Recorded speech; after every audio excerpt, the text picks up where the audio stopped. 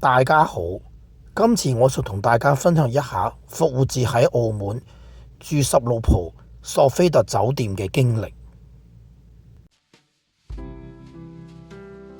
我喺雅高網站用積分加現金去訂呢間房。酒店位於澳門花皇堂區近內港嘅一帶。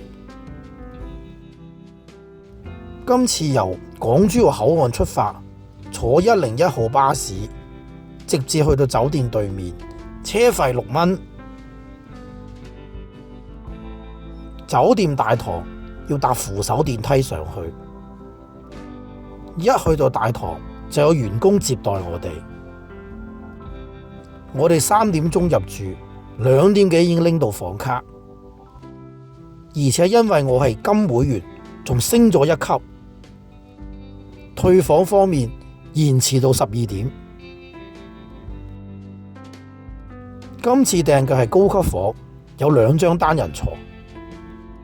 我中意張貴妃椅望住海景，迷你吧喺衣櫃附近，上面有咖啡機，雪櫃入邊嘅汽水需要付費，呢樣大家需要留意。洗手間比較特別，同睡房用玻璃隔住，大家可以喺浴缸一路浸浴，一路嘆住海景。其實呢個設計都幾寫意。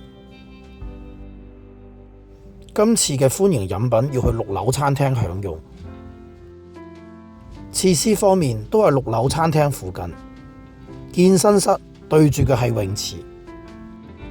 泳池有唔少人游緊水。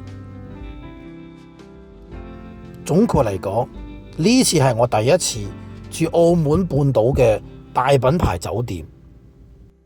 酒店嘅社區相對比較舊，但我好享受。